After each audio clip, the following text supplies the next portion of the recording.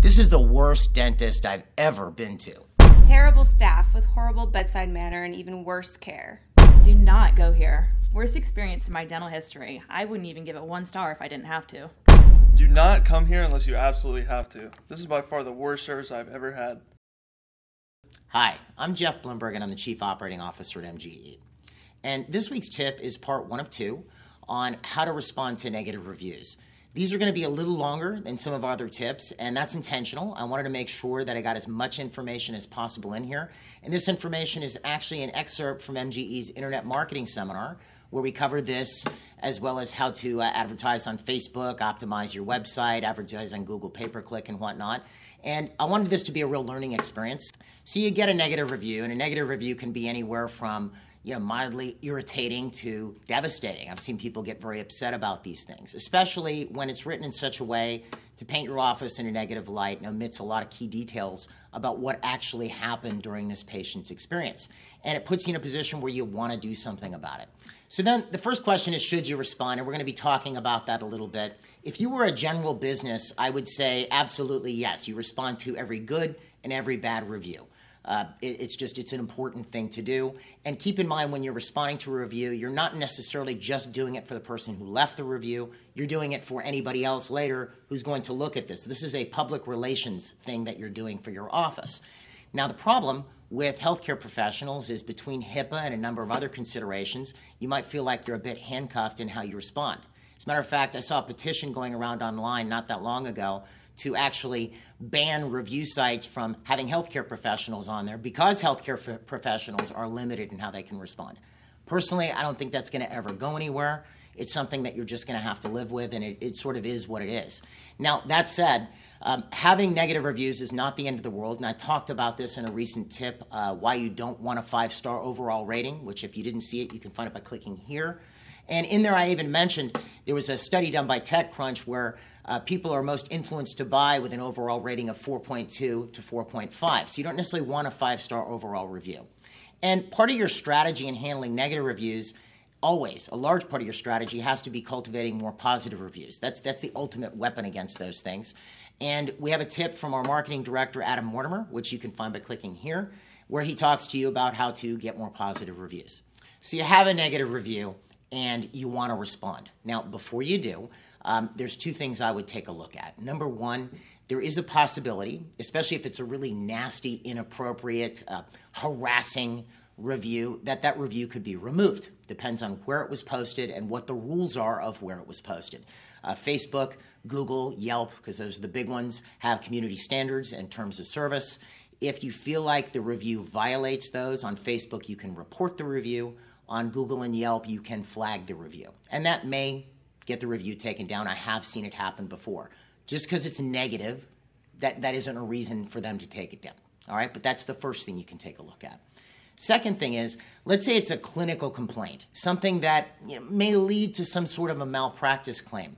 Well, in those cases, before I did anything, I wouldn't respond. I would talk to the appropriate professional, your malpractice carrier, or your lawyer, especially if it might lead to some type of a malpractice claim, because I want you to imagine, let's say there was an actual clinical goof, wrong tooth was worked on or something, for lack of a better example, and then you come on, you're sorry I worked on the wrong tooth. Not necessarily a good idea.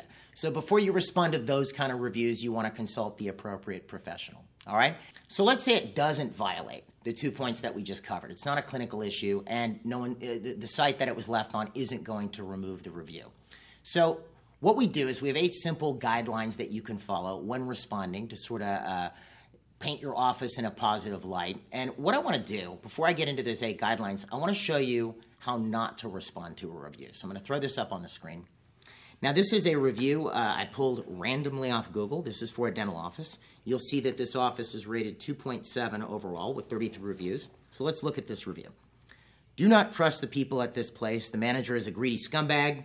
Their utensils, I love that, are dirty. The staff is underqualified and not professional. This place looks like it was made in the early 1900s. It smells like a motel. I'm pretty sure the owner smoked cigars inside the office, and he overcharged my mother's insurance company.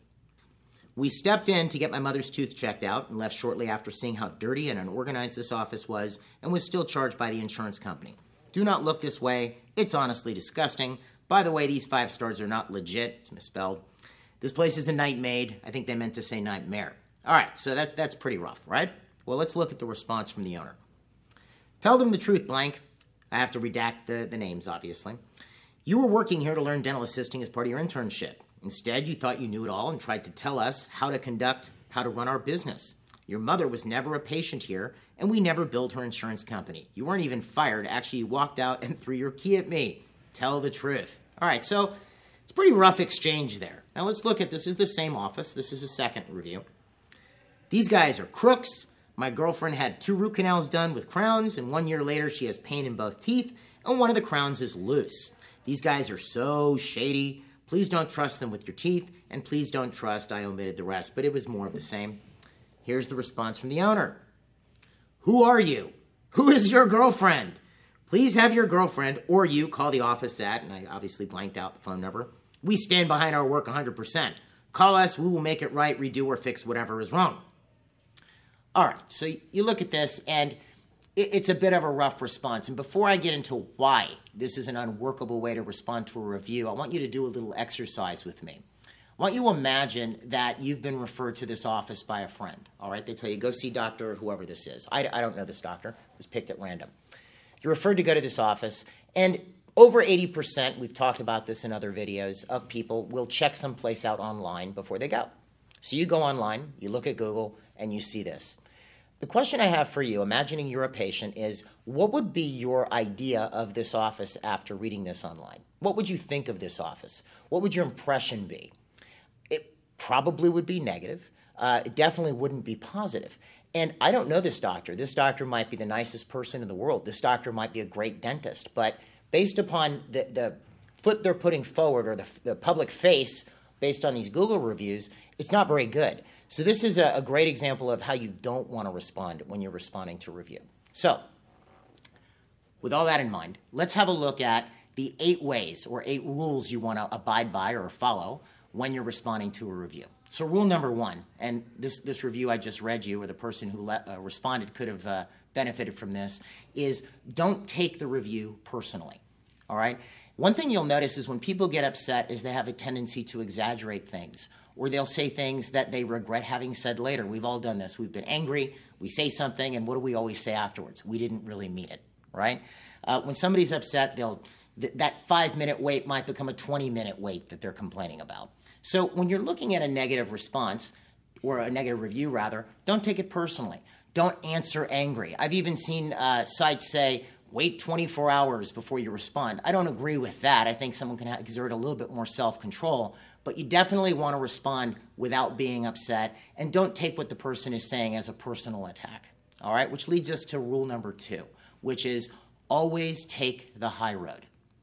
Keep in mind, this is your public business persona that you're projecting forward to the rest of the world. This is how you're going to be viewed. So always take the high road. Don't have any type of challenging, degrading, antagonistic type communication when you're responding to the review. Number 1, it takes 2 people to have a fight, right? So if you're responding in a way that's negative or challenging, you might end up starting some type of a fight with the person who left the review, which isn't going to look very good. It's also not going to create a very positive perception of your office.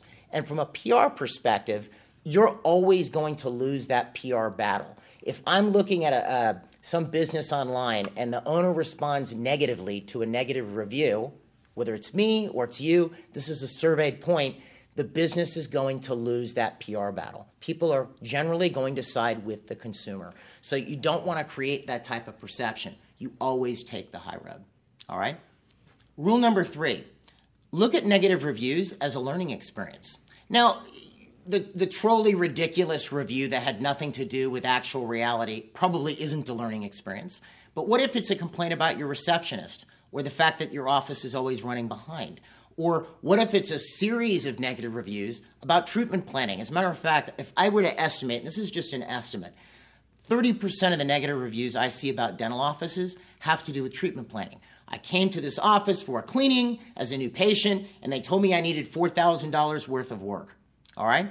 Now, I'm not saying that that was invalid, but whatever's happening internally, whether it's scheduling or reception or the way that you're presenting treatment to a patient, there might be an internal issue that's creating a problem with patients. So always look at these things as a learning experience. If I saw, let's say, for example, a series of complaints about my treatment plan was too big, what would that tell me? Especially if you're a doctor and you know you're diagnosing the correct treatment, is people just don't understand. Because the thing people are always going to understand, a dental patient, is cost. We all understand cost. But they obviously didn't understand the treatment, and they weren't able to associate the treatment with the value. So they walked off with a big ticket item in their head, not thinking with why they actually needed it. There might be something internal that you need to work on, all right, in all these cases. So look at some negative reviews, if they're appropriate, as a learning experience. That's a very important point.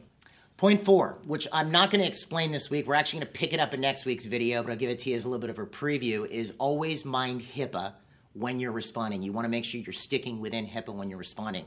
A little bit of a preview here. I'm going to talk about it next week. My personal estimate, when I looked at review responses from dentists or other healthcare professionals to negative review from patients, in my personal experience, I would say maybe 2% were HIPAA compliant. It was pretty bad. This is a big point, and I promise you I'm going to explain it in a way that isn't boring or whatever, because this is something you need to know and be able to apply. We're going to cover that as well as the remaining 4 points in next week's tip. So I hope you enjoyed this. As I mentioned, this is an excerpt from MGE's Internet Marketing Seminar. You can find out more. Our next one is coming up in December by clicking the link below. Also, if you enjoyed this tip and you'd like to see other ones like it, don't forget to click the subscribe button below so you'll be informed as these tips come out. And if you want to know more about MGE or have any questions, you can find us online at mgeonline.com or call us at 800-640-1140. Thank you, and I'll see you next week.